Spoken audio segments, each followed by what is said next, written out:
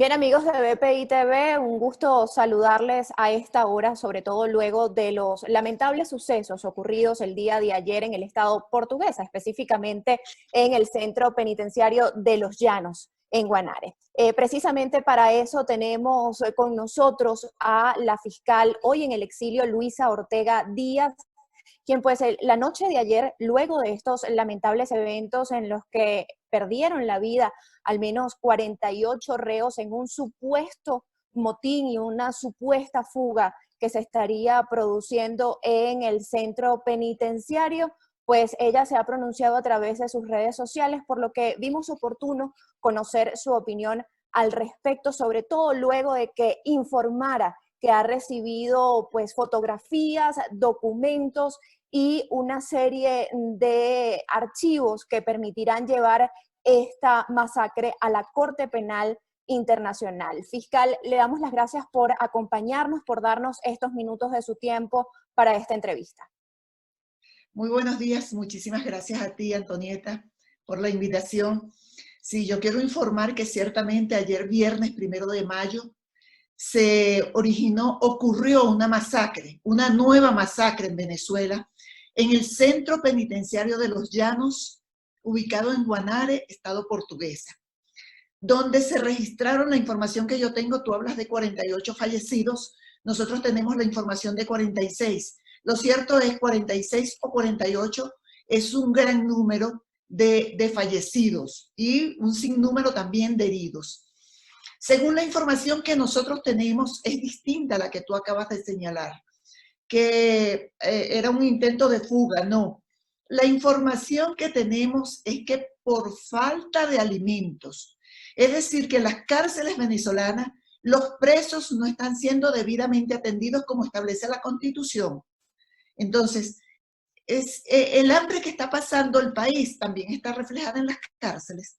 Es decir, que los presos están pasando hambre como está pasando hambre el pueblo venezolano. Entonces, por esa razón, se armó un motín. Yo entiendo que a lo mejor el hambre, la gente con hambre es capaz de hacer cualquier cosa. Ocasionó una situación de violencia que varios reclusos fueron baleados por efectivos de la Guardia Nacional. Y esto es muy importante.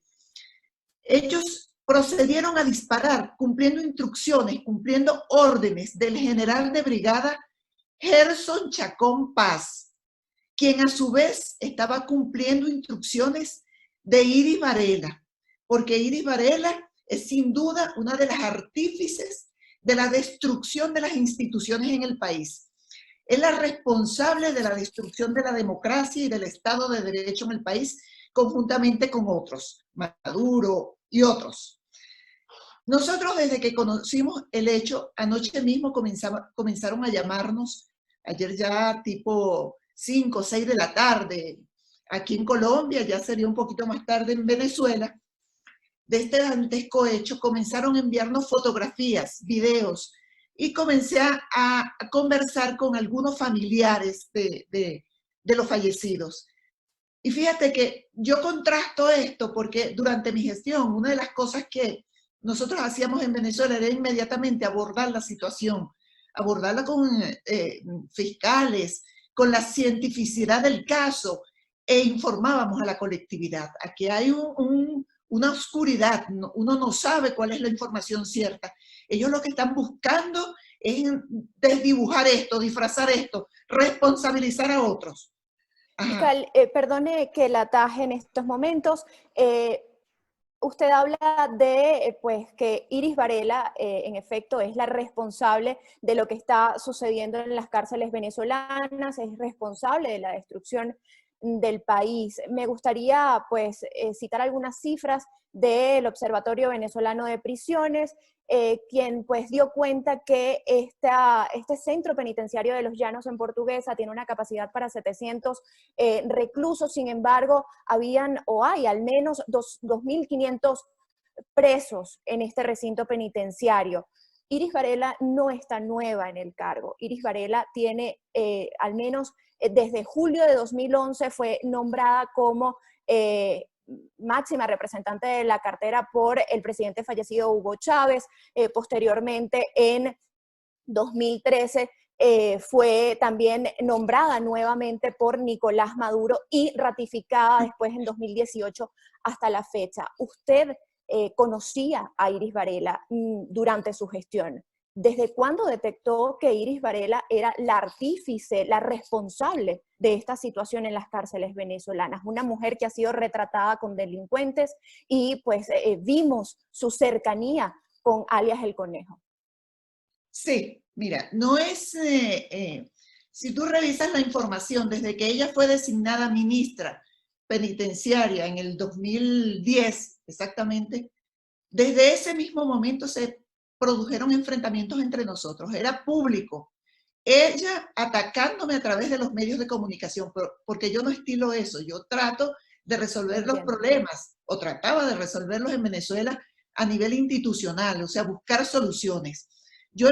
Pero sin embargo la enfrenté muchas veces por las políticas como dirigía a los centros penitenciarios. Ella es responsable de la consolidación del pranato en Venezuela.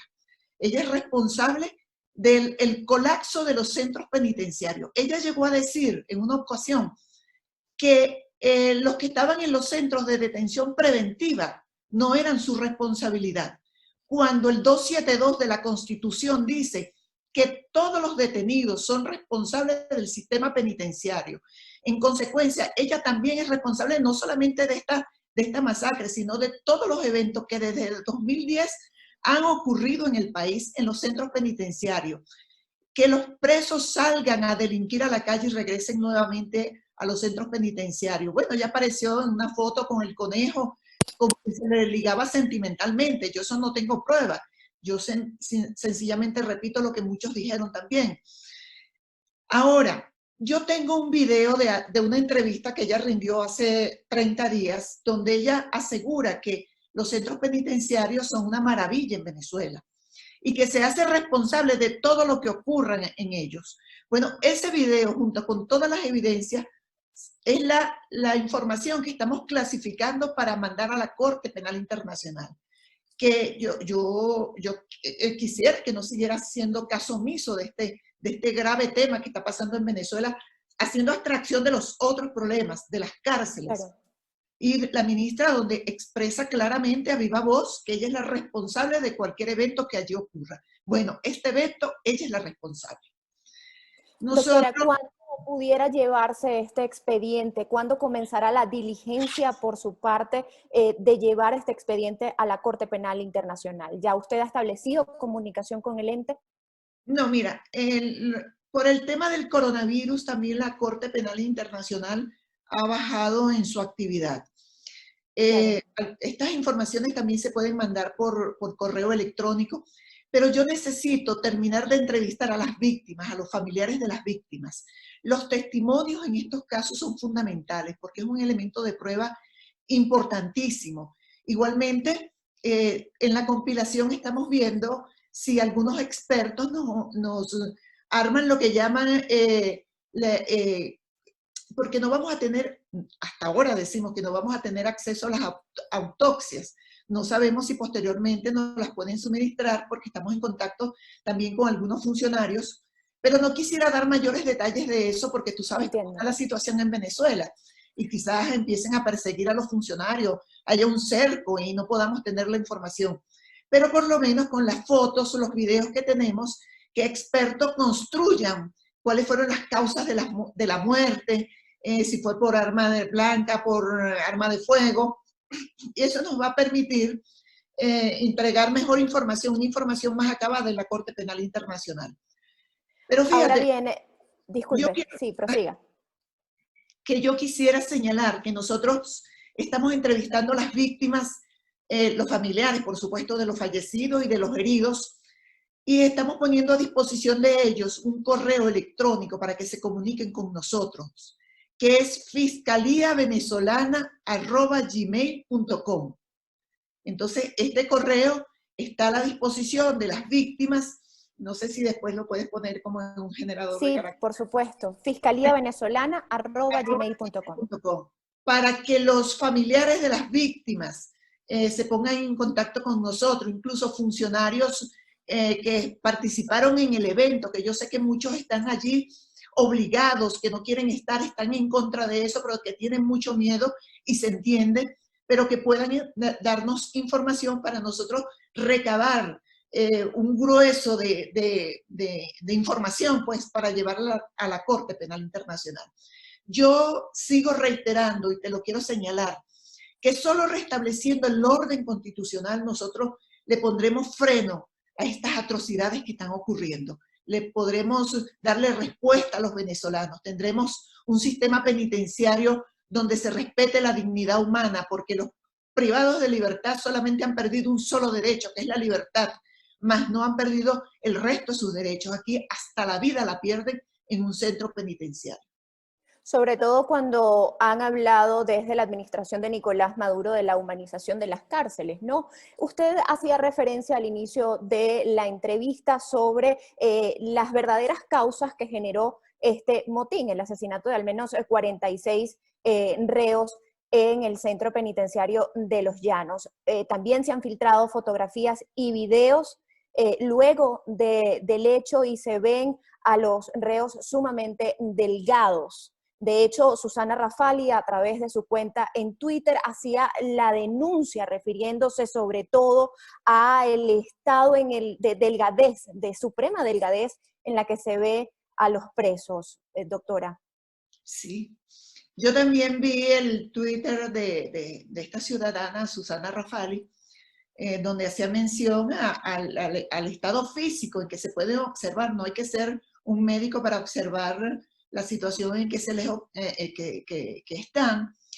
Indudablemente, ese es por la falta de alimentos. Si la población que está en libertad, los que pueden desplazarse tranquilamente en el país, no gozan de una buena alimentación, bueno, producto de toda la crisis que vive el país, el costo de la vida, la improvisación en materia económica, los aumentos de salario sin una planificación de vida, por supuesto, esto ha influido en toda la crisis que tenemos nosotros, una crisis política ahí en Venezuela, porque allí lo que hay que resolver es el tema de Maduro.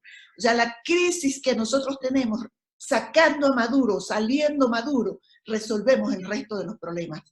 Porque nos han hecho creer que solamente no es una crisis económica, una crisis social, no, la crisis es política, que ha generado el resto de la crisis, que ha generado la situación que estamos viviendo. Y la salida es salir de Maduro. Y hay que trabajar en función de eso, hay que organizarse en función de eso. Y hay que pensar en el poder del voto, porque el voto es determinante para sacar a Maduro. Claro, sin embargo, Maduro ya ha dicho que probablemente, según su argumento, pues por la pandemia que ha llegado a Venezuela, no habrá elecciones este año. Él no es el CNE, eso no le corresponde al CNE decirlo. O sea, pero ya sabemos en manos de quién está el Consejo Nacional Electoral Fiscal.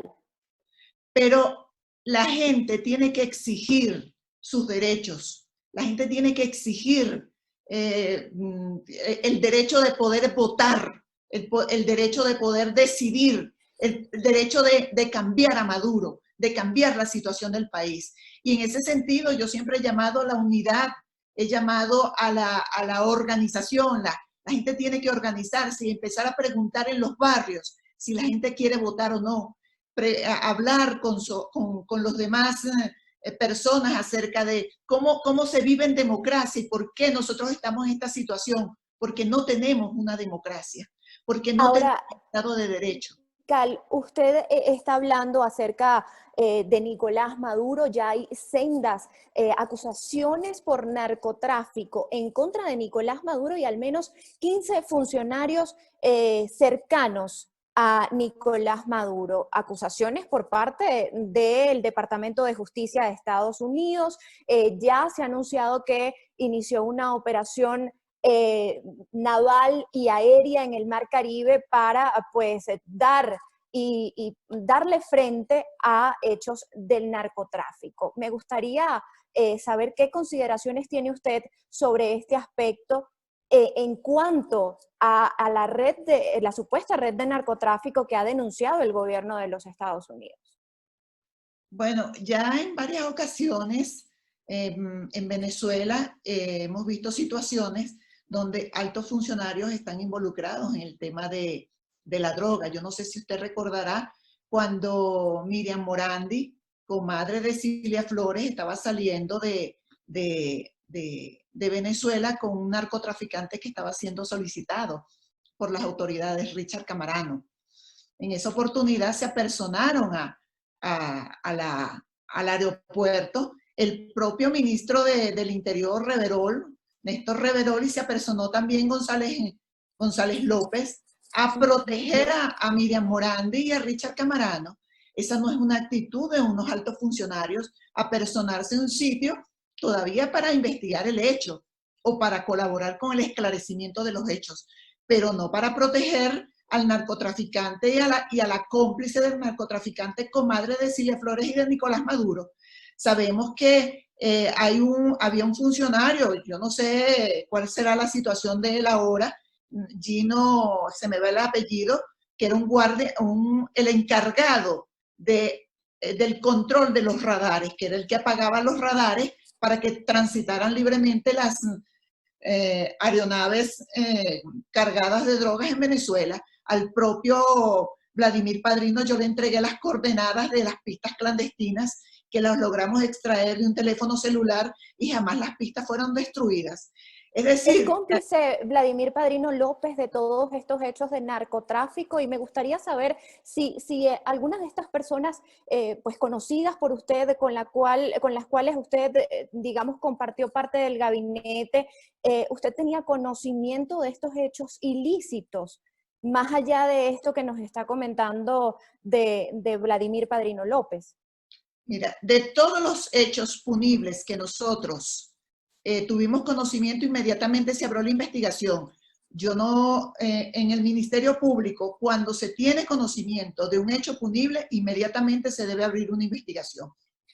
Por este evento de las pistas clandestinas, por supuesto que había una investigación. De la investigación fue que se extrajo esa información y se le entregó al general Padrino López para que él destruyera las pistas.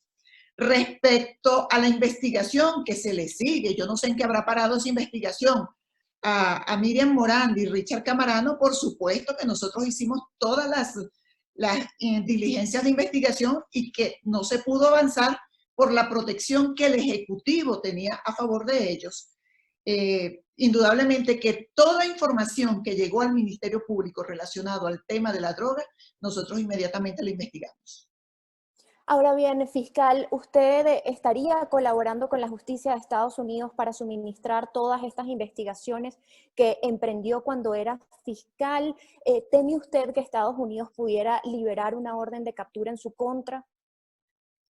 Sí, mira, yo toda la información que tengo y que pude compartir con Estados Unidos, yo la compartí. Yo le entregué a ellos información de todo cuanto me requirieron, y no solamente eso, sino a otros países, donde en los ministerios fiscales yo presenté acusaciones, entregué información para que se adelantaran investigaciones.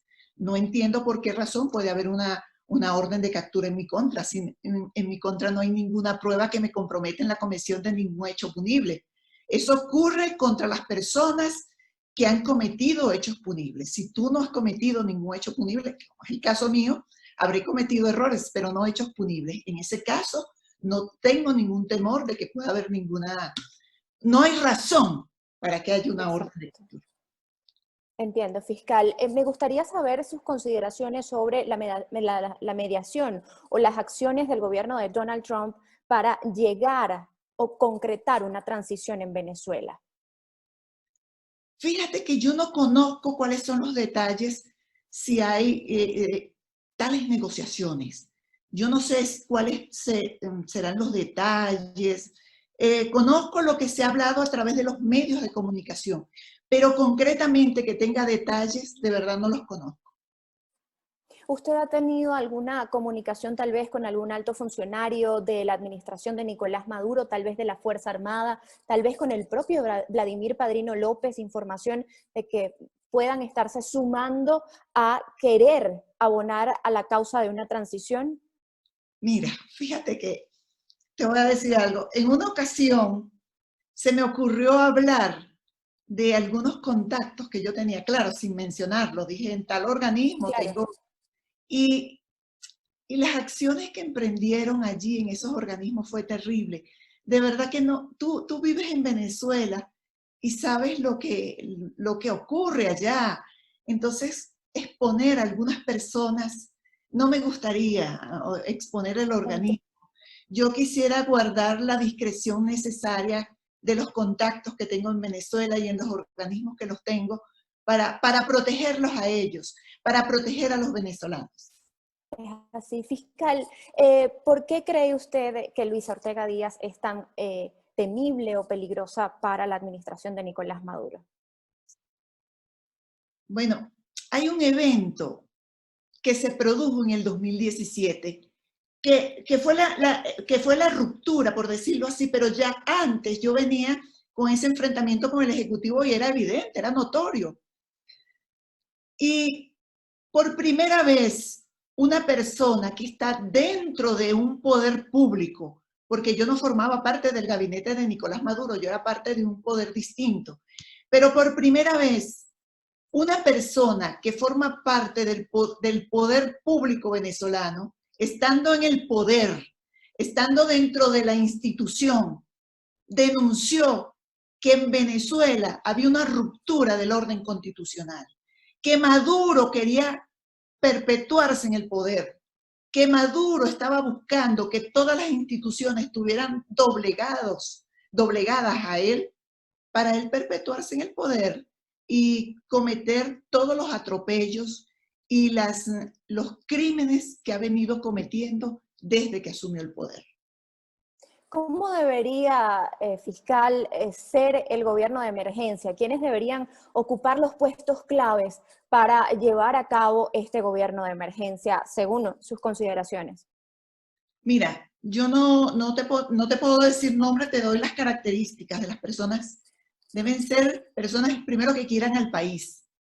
Tienen que ser demócratas, eso es muy importante, porque construir un país sobre la base de la venganza y la destrucción va a ser salir de este problema para entrar en otro problema.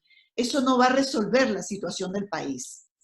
La situación del país se resuelve con estadistas, gente de Estado, sensibilizados con el problema que se está viviendo, que sean preparados, formados en las áreas de economía, en las áreas social, de la justicia, para que pueda funcionar el país, para que puedan reconstruir el país y hacer propuestas en torno a cada uno de los sectores y áreas necesarias para hacer crecer al país, que desarrolle una política donde incorpore a todos los ciudadanos, que le dé libertad a los presos políticos, que llame a todos los venezolanos que están en el exilio a que regresen a su país, a reconstruir a Venezuela, que haya consenso, encuentros, puentes de diálogos, que no se persiga al otro sencillamente por su pensamiento político, por su ideología, sino que haya seguridad jurídica, que haya orden, que nosotros estemos seguros que lo que se va a aplicar es lo que diga la Constitución y la ley.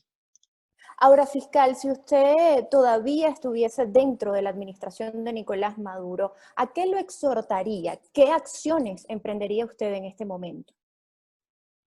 Bueno, eso es como difícil, ¿no? Que yo pudiera estar allá, pero Sí, evidentemente. una de las cosas que yo creo que, pero él me lo dijo, mira, cuando en el 2015, que ganó la oposición en la Asamblea, que arrasó en la Asamblea Nacional, eh, si buscas mi discurso que Sí. pronuncié en 2016, eso mismo yo se lo dije a Nicolás Maduro. El país cambió, le dije. Hay que establecer puentes de diálogos para garantizar la gobernabilidad de Venezuela, porque ahora tenemos una asamblea en manos de la oposición y hay que garantizar la democracia y la gobernabilidad. ¿Y sabes qué me dijo? Aquí me sacarán muerto porque yo no le voy a entregar el poder a nadie de la oposición. Yo dije, no, ¿Y, esto es, ya, y cree usted que ese sea el final de Nicolás Maduro, fiscal? no sé, porque habría que tener una bola de cristal, pero no te puedo decir. Yo lo que deseo es que la salida sea para el bienestar de los venezolanos, para la seguridad y la tranquilidad de todo mi pueblo, no solamente el que está en el país, sino para todos los que están dispersos por el mundo, la diáspora. Fiscal, no me gustaría concluir la entrevista que ya lastimosamente está llegando al final sin antes preguntarle por dos temas fundamentales. ¿Qué balance puede hacer usted de este año y 3 meses de gobierno encargado de Juan Guaidó? Y me gustaría pues conocer sus consideraciones acerca de la diáspora y el caso de los retornados, el fenómeno de los retornados a Venezuela producto de esta pandemia COVID-19. Sí, te voy a responder primero la segunda pregunta.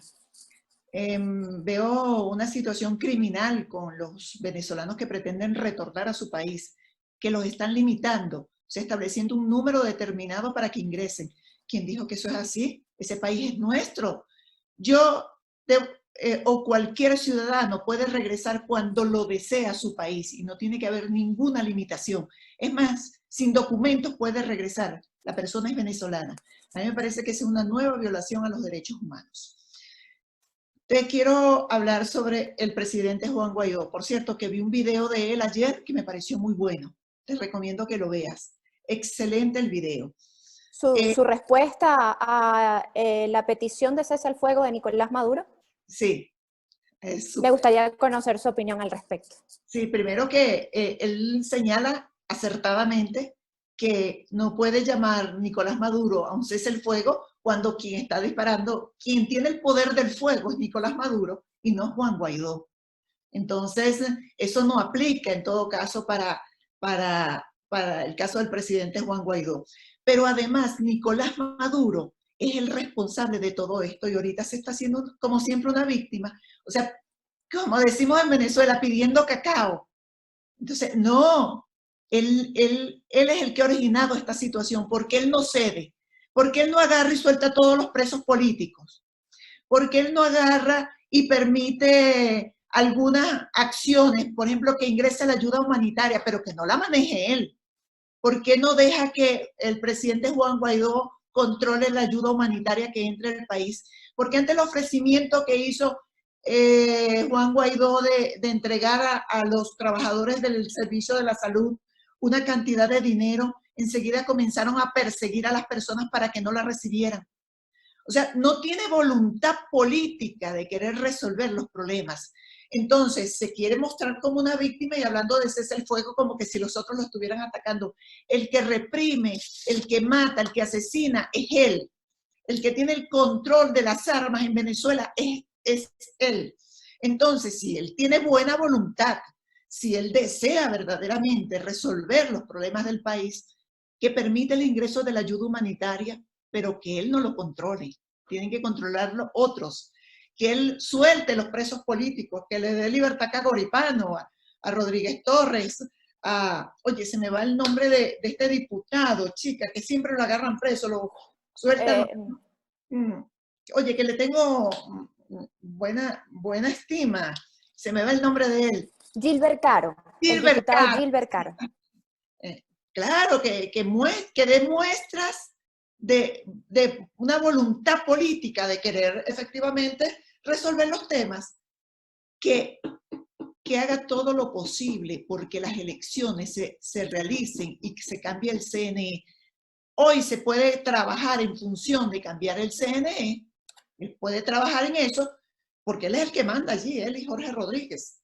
Entonces, que dé muestras de que efectivamente quiere hacer eso. Entonces yo creo que la respuesta que le dio Juan Guaidó me parece excelente.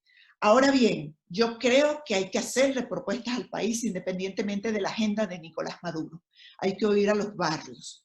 La gente en los barrios hay que oír, saber qué es lo que quiere, cuál es su sentimiento. Indudablemente, allí la gente no quiere a Nicolás Maduro. De 20 personas que hay en una cuadra, 19 rechazan a Nicolás Maduro, pero hay uno que es el líder negativo, que es el PRAN, que se encarga de someter a los 19 restantes. Esas personas tienen que organizarse para enfrentar eso, pero enfrentarlo no con violencia. Nosotros tenemos que dar respuestas democráticas, exigir que hayan unas elecciones y Nicolás Maduro esté en su cargo ilegítimamente. Esas elecciones tienen que realizarse. Fiscal, ya para finalizar, Juan Guaidó ha dicho recientemente que la única fiscal que reconoce es a usted. Me gustaría saber si, haciendo una retrospectiva en los hechos que han ocurrido en Venezuela, usted se siente responsable de algo y si aún siente que es la fiscal general de la República. Sí, yo sigo siendo la fiscal general de la República, porque no solamente a mí me ratifica la Asamblea, la actual Asamblea Nacional, y ratificó también el vicefiscal, que yo lo designé, que por cierto, ahí hubo una trampa y designaron a otra persona. Una de las características que tengo como persona es que yo siempre asumo mis responsabilidades. Yo asumo cualquier responsabilidad de mis actos. No voy a hacer como hacen muchos. Mira, yo veía un personaje que durante el 2002 estaba conspirando para derrocar a Chávez y en vez de valientemente decirlo, sí, yo estaba en eso, ay, haciéndose la víctima. No vale, tú tienes que asumir tu responsabilidad de tus actos. Yo creo que así tienen que ser las personas. Y hay cosas que tú no puedes cambiar. Alguien también me decía, pero tú tienes que pedir perdón. Mira, a quien yo tenga que pedirle perdón se lo pido. Ofrezco disculpas a quien yo le haya causado un daño. Pero también la gente tiene que saber que en Venezuela se cometieron delitos y las personas que cometieron delitos tenían que ser procesadas. No, no, bueno, no quiero profundizar en eso, pero sí, yo asumo cualquier ¿Usted responsabilidad. considera que los policías metropolitanos pues cometieron delitos? Mira, yo no llevé esa causa, la de los policías metropolitanos, la de los 8, eso se acumuló No, no, después. sí, sí. Ajá, entonces, yo no estuve en el debate oral y público, porque es allí, en el debate oral y público, donde se muestran las pruebas, donde se demuestra si hay o no. Yo no estuve presente, no te puedo asegurar si sí o si no. O sea, yo vi el resultado. Entiendo, fiscal. Sí, prosiga, por favor. No, eso es todo. Y como siempre, un mensaje de esperanza para Venezuela. Hay que restablecer el orden constitucional, hay que retornar a la democracia. Lo que vive Venezuela es consecuencia de una mala política que tenemos en Venezuela. Quienes están en el poder no son políticos, son delincuentes, son aprovechadores, gente que lo que quiere es permanecer allí en el poder para beneficiarse, para lucrarse y no pensar nunca en el país ni en los venezolanos. Fiscal, espero que su esposo, el diputado Germán Ferrer, se encuentre bien y pues saludos para él también. Muchísimas gracias, se los daré. Agradecemos su tiempo, su amabilidad al responder nuestras preguntas, interrogantes que no solamente tenemos como periodistas, sino también como ciudadanos, como venezolanos que vivimos en Venezuela. Le recuerdo a la audiencia este correo electrónico que ha puesto a disposición la fiscal general de la República, Luisa Ortega Díaz, luego de la masacre de Guanare, donde pues murieron 46 reos luego de que se generara esta situación en el centro penitenciario de Los Llanos. fiscaliavenezolana@gmail.com. Allí la fiscal estará pues recogiendo todas las pruebas, videos, fotografías que pues tengan que ver con esta masacre para entonces pues culminar de armar este expediente y llevarlo así a la Corte Penal Internacional. Agradecido, fiscal. Gracias a ustedes, amigos, por la sintonía. Seguimos informando a través de la pantalla de BPI TV.